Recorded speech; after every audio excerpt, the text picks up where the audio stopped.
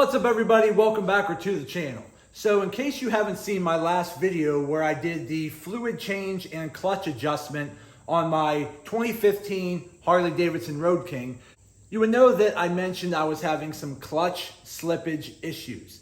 Now I thought that I could remedy that issue with doing a fluid change and clutch adjustment, but that didn't fix the problem.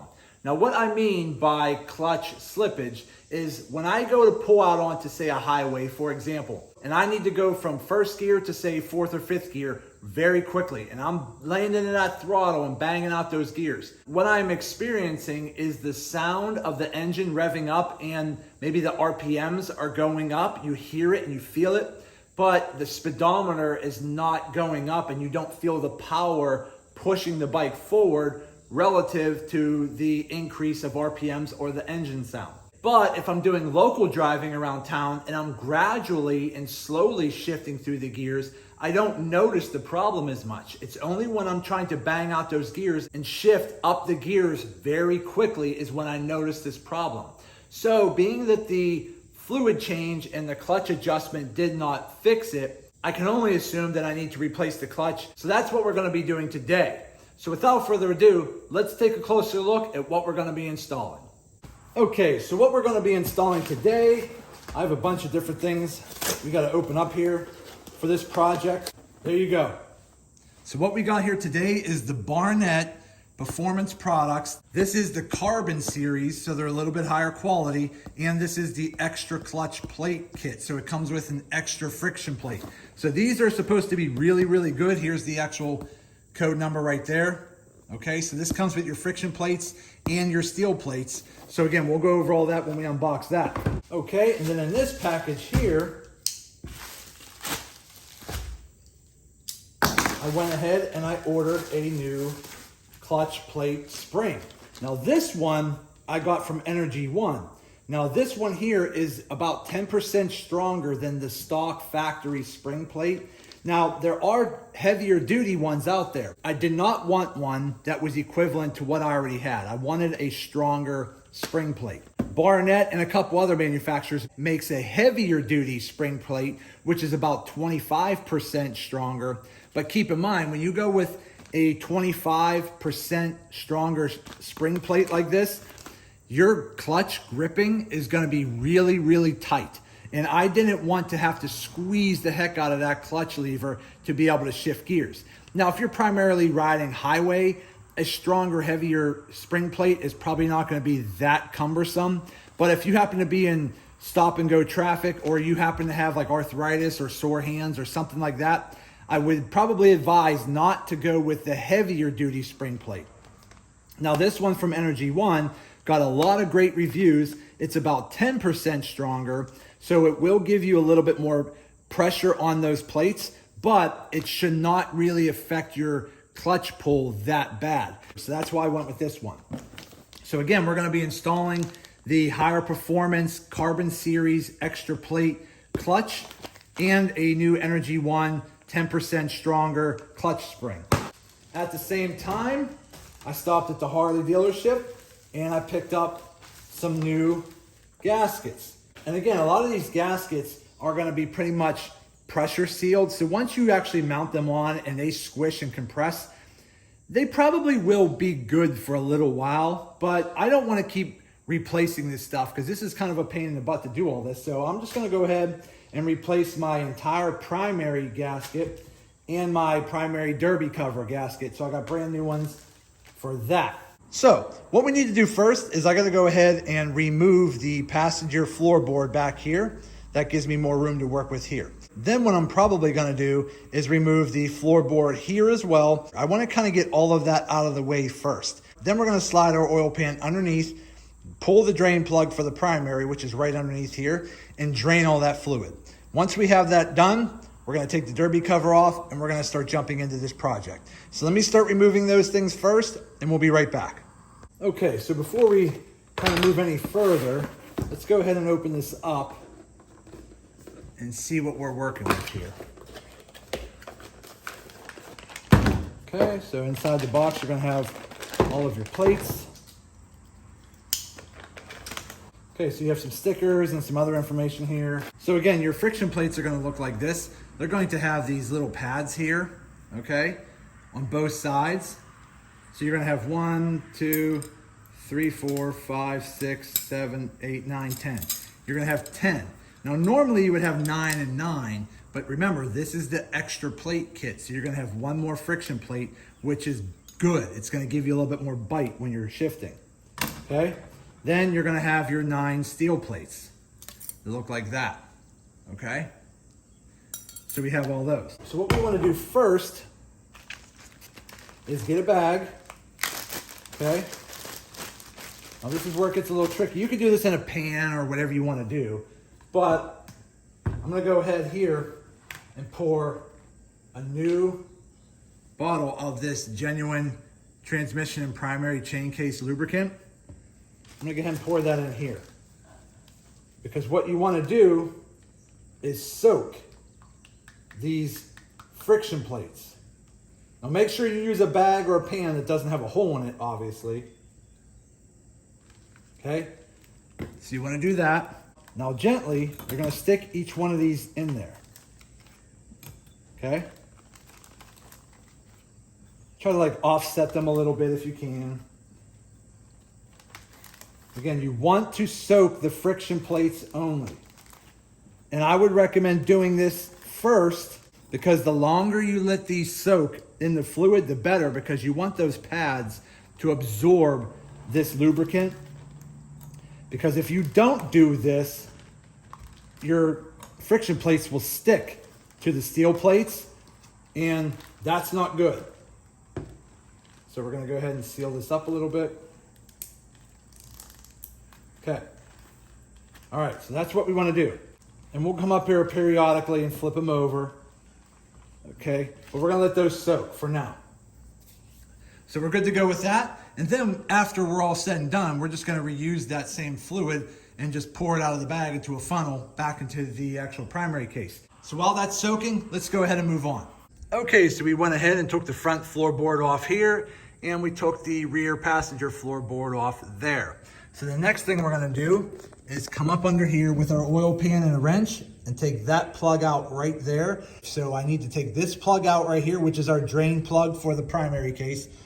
Drain all the fluid out. Once it's completely drained, then we'll work on jacking the bike up to get it more level, and then we'll take our derby cover off and we'll jump into this clutch. So let me work on that and we'll be right back. Okay, so we went ahead and we're letting that drain right now. So once that's done draining, what we're gonna do is we're gonna go ahead and put our plug back in after we change the O-ring. Put the plug back in. Then I'll move the oil pan out of the way. We're gonna jack the bike up a little bit more level, and then we'll start working on taking off our derby cover and taking off all the bolts around the primary cover here as well. We're gonna take both of those off to get access to our clutch.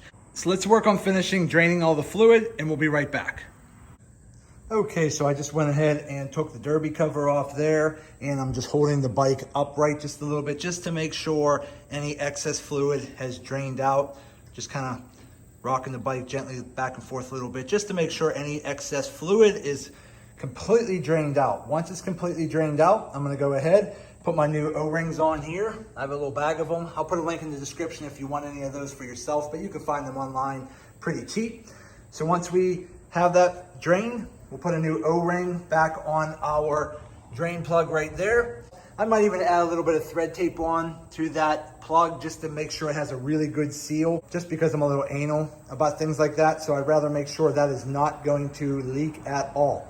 Okay, so I got the plug put back in. I have the bike on a jack, and I have the jack pegs locked in so this bike isn't gonna fall. And I do have my drain pan laying right underneath the primary case. So what we're gonna do now is go ahead and take out each one of these bolts all the way around the primary case, and then I'm just throwing them in my magnetized bowl over here. There will be shorter bolts and there will be longer bolts. So obviously you can tell that that's gonna be a shorter bolt and that one's gonna be a longer bolt because the bolt goes all the way through that far. So always remember that shorter bolts are gonna go into the shorter section, longer bolts are gonna go into the longer section. Okay, so we got the primary cover taken off.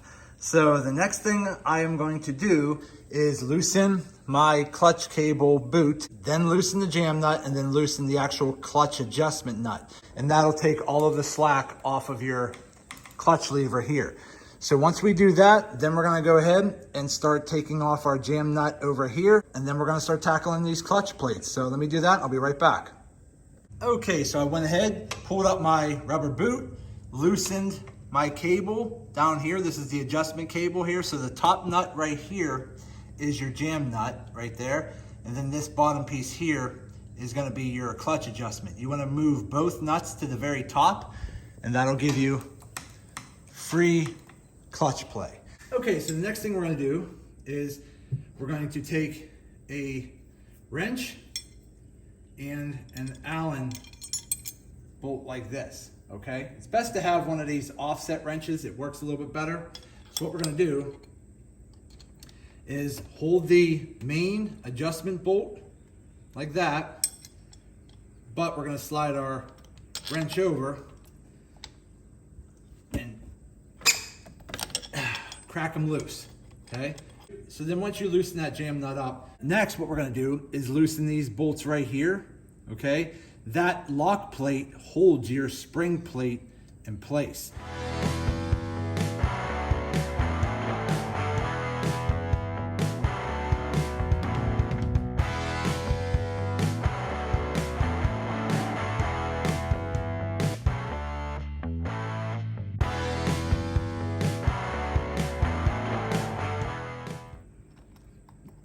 Take that spring plate off. We're just gonna set that over there. There's our factory Harley Davidson clutch spring right there. So we're gonna go ahead and set that aside. Okay, so we're almost there. We're pretty much at the point where we're gonna be taking the old clutch out. So let's go ahead and start doing that, taking a closer look at what we're working with here. Maybe we can see something that'll tell us why it doesn't ride real nice.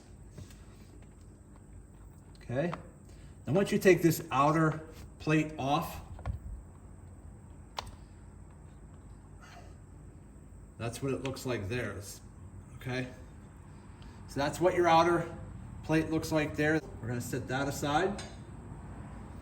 And here's our clutch. Now a lot of times, these clutch plates, you can get them all out at one time. If you stick your fingers in the back like this, pull them forward, but sometimes you got to do it separately. Like that. Sometimes you have to get, there we go, now they're coming. Yeah, these are pretty bad. Come on. Yeah, these are pretty fried. Okay, I think that's it. All right. Now, one more thing. Before we put the new clutch back in, because I have the Barnett extra plate, this is very, very important. If you have the extra plate kit, there's gonna be two little metal gaskets in here. You have to take them out.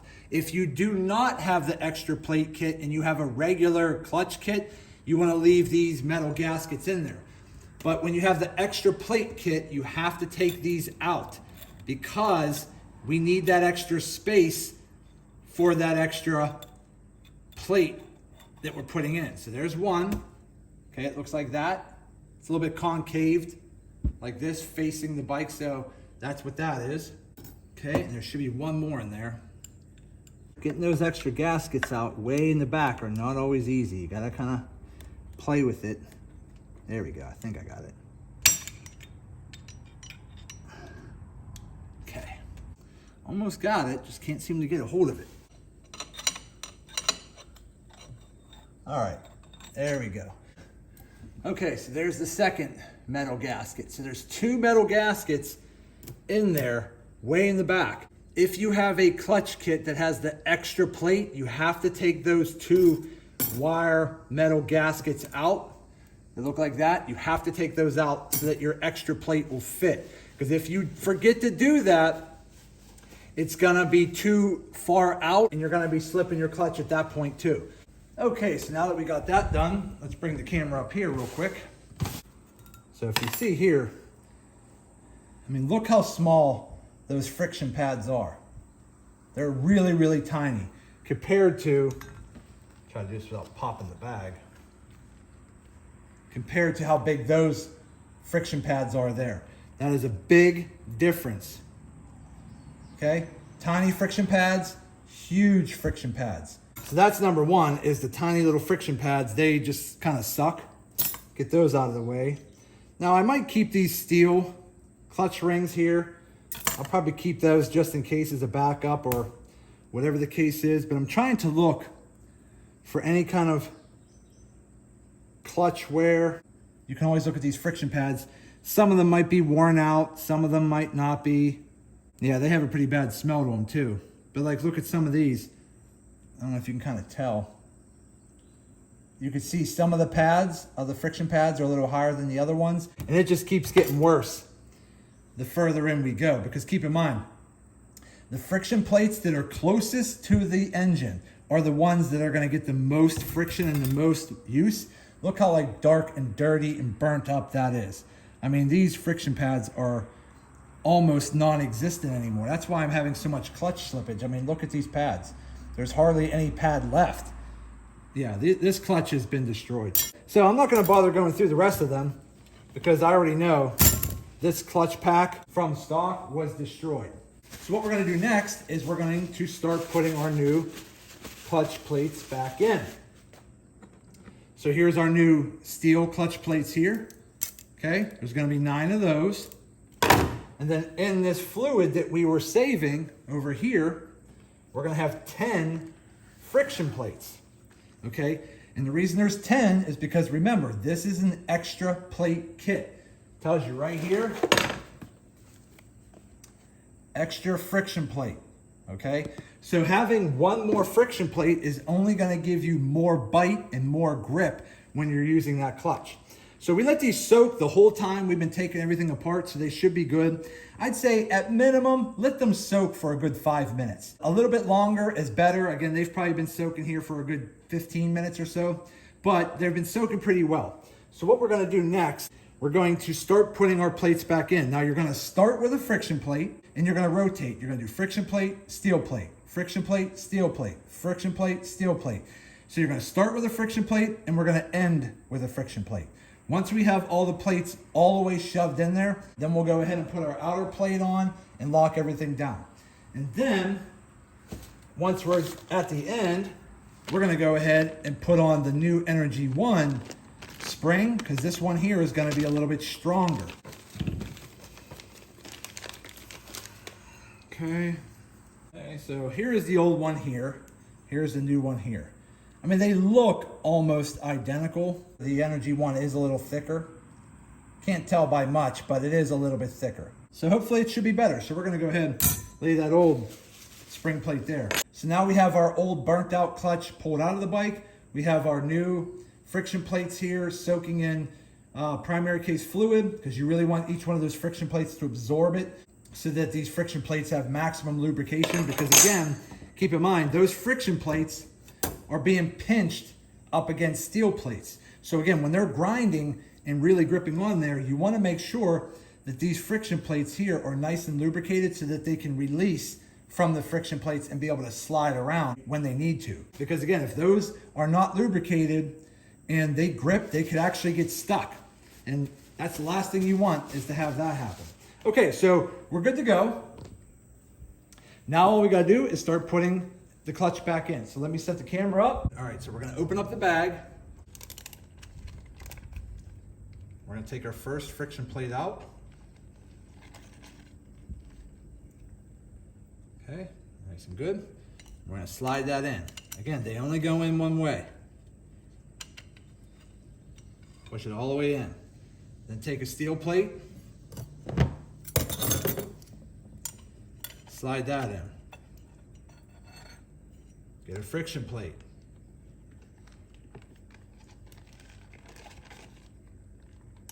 Again, it's a little messy, but it is what it is. Steel plate. And again, we're just rotating back and forth. Okay, take your time. Make sure everything's nice and lubricated.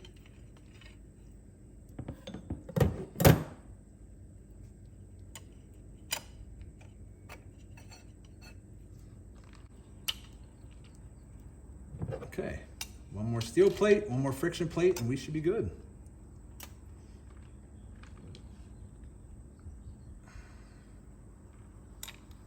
Okay, so we're right at the end, right where we need to be. I'm gonna go ahead and zip his bag up so I don't accidentally lose any of that fluid, because we're gonna be using that at the end. All right, so now we got that in there.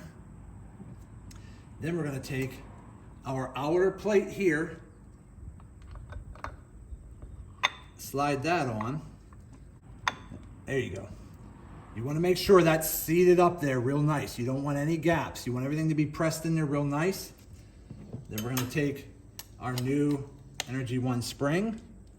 Make sure you clear those teeth from those bolts. So I got my blue Loctite here. I have my bolts. I'm just going to go ahead. Put blue Loctite on each one. Okay. Then we'll be good. Okay, so make sure this is, again, held in there, no gaps, everything's good. Put our clutch plate back in. These back grooves line up in between these teeth.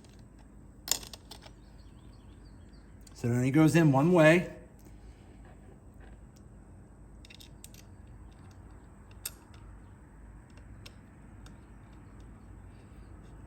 Now again, we'll go back through and torque all this down here in a minute. I just want to put all this together first.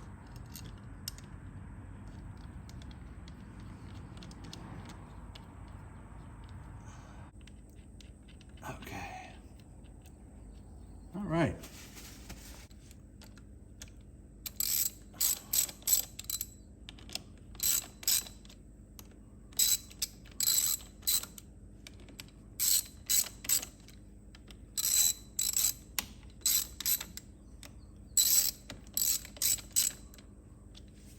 So the next thing we need to do is, now that we have everything kind of somewhat tightened down, we have to get it tightened down to torque.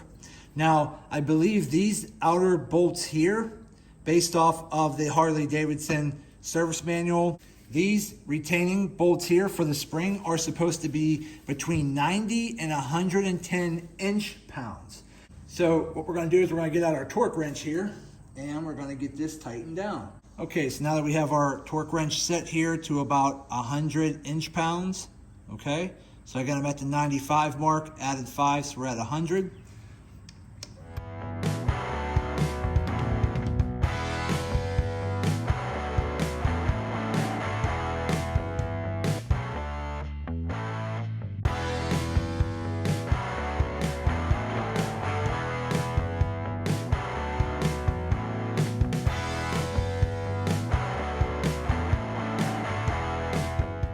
Okay, seemed to be pretty good there. So now that we have that on, what I'm gonna do is jack the bike back up, and we're gonna put our new gasket on.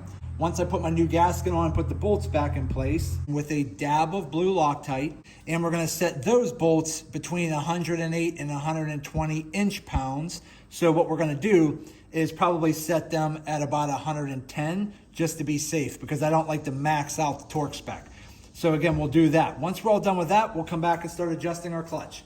All right, so we got our new gasket put on our primary cover.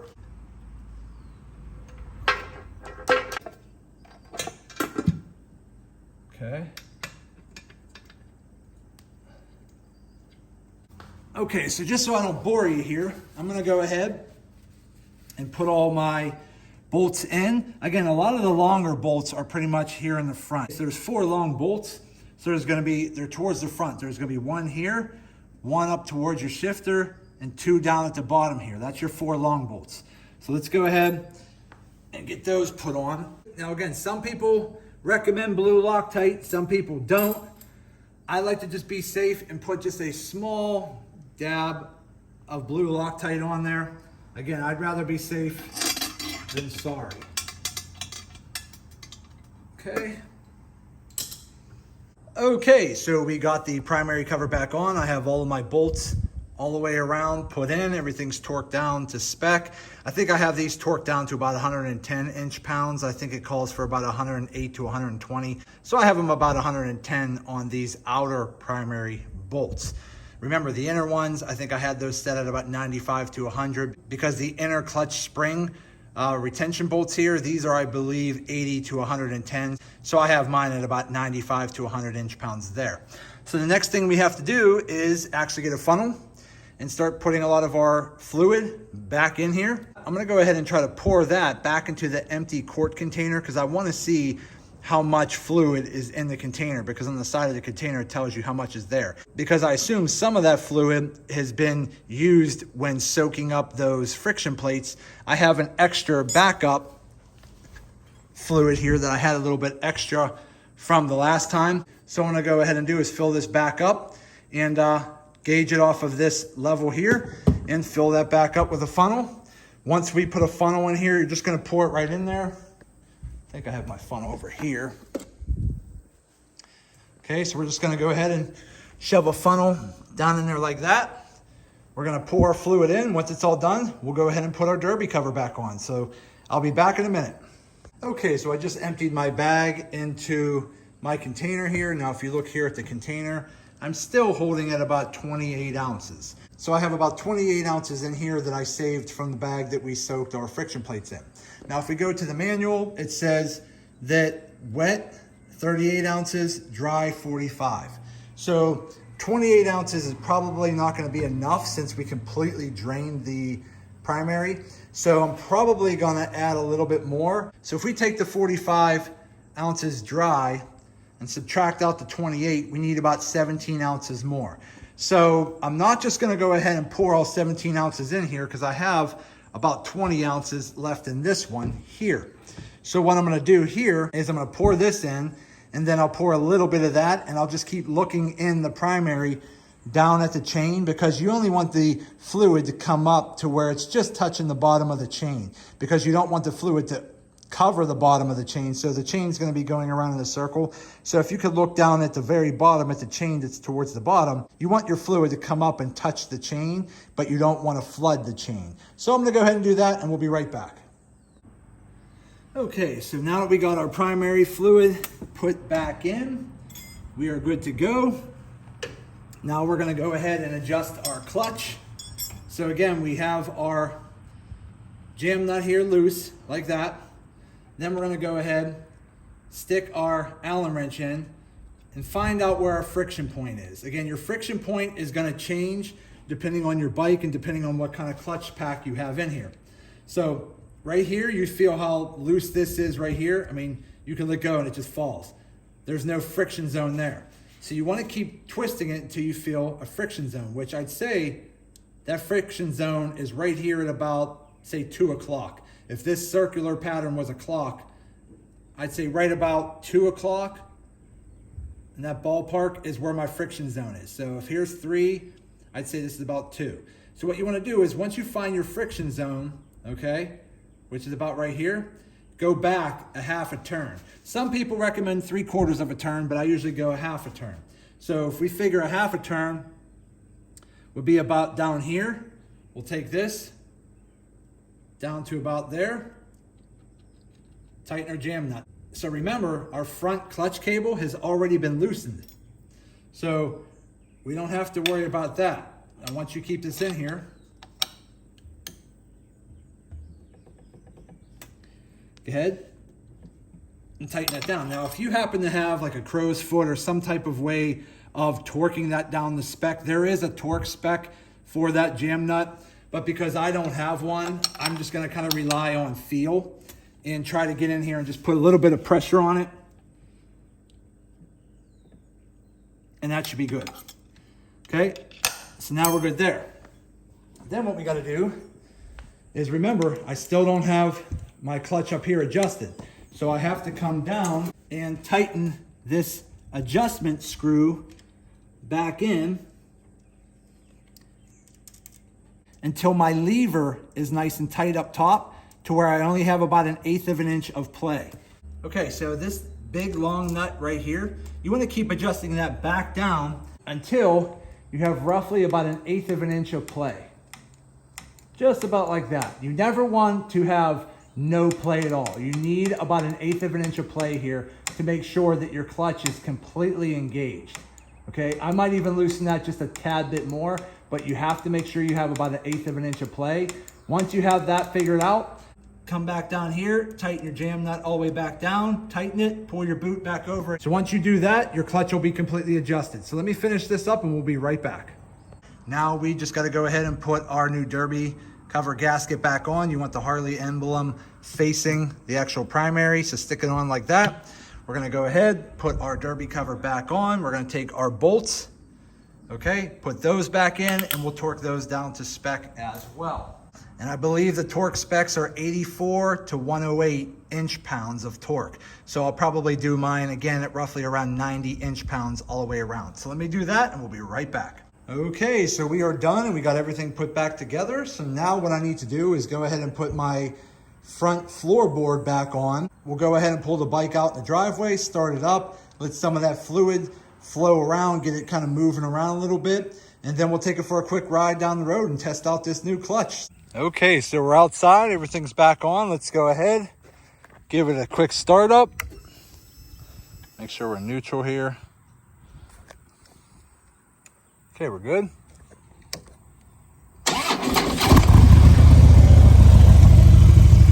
Okay, we'll let that fluid get turning a little bit. Keeping an eye out for any kind of leaking. So far, so good. But again, I'll keep an eye on that for the rest of the day just to make sure no fluid is leaking. But as long as no fluid is leaking and everything's good, we should be done. So let me go grab my GoPro, hook it up to my helmet. Let's take this bad boy for a spin down the road and try out this new clutch. Okay, so we got the GoPro all hooked up. We are good to go. Let's go ahead and try this out and see how it goes. Okay, here we go. Oh, that feels good. Oh, that grips quick. Now, as far as my initial impressions of the clutch spring in regards to how hard it is to pull the clutch lever, feels pretty good. It doesn't really feel that heavy to pull.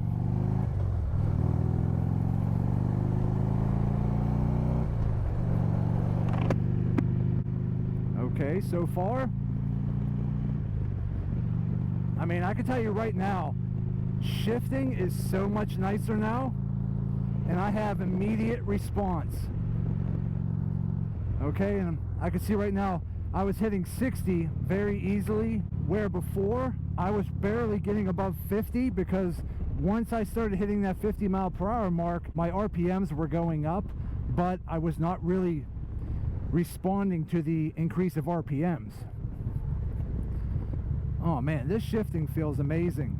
And I really do mean that, because with the old burnt out clutch that I had on here before, every time I would shift down or shift up, there was always like a clanking sound as I went into each gear. Everything was like a clunking sound in and out of every gear. Now you could barely even hear it going into a gear. It's very, very quiet.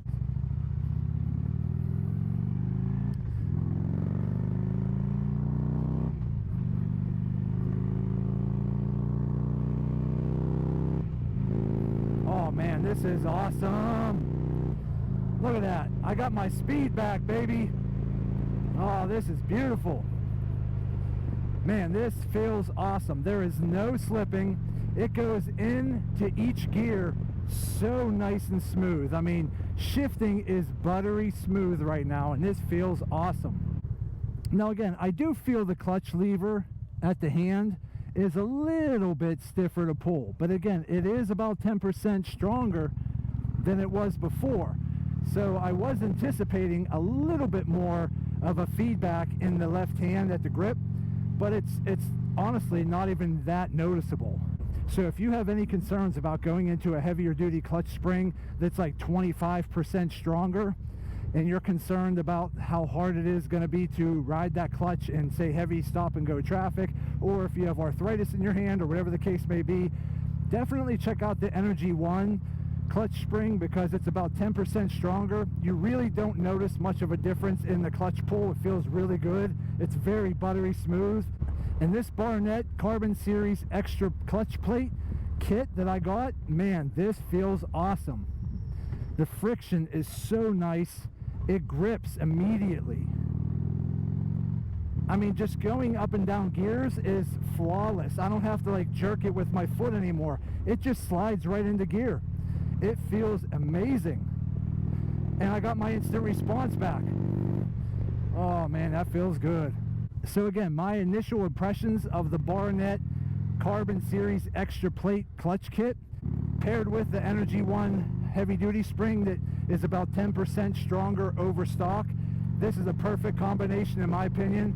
It feels awesome. Look at that. I got my speed back, baby. But I definitely think that extra plate makes a huge difference, because that extra plate really does increase your friction so that you can get that extra bite when you're trying to bang those gears. So that's it. This feels awesome.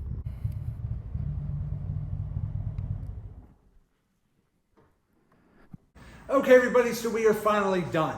We got everything taken care of. We got the old, burnt out, horrible clutch removed from the bike. We got all the fluids changed. We put the new Barnett Carbon Series extra plate clutch kit in the bike.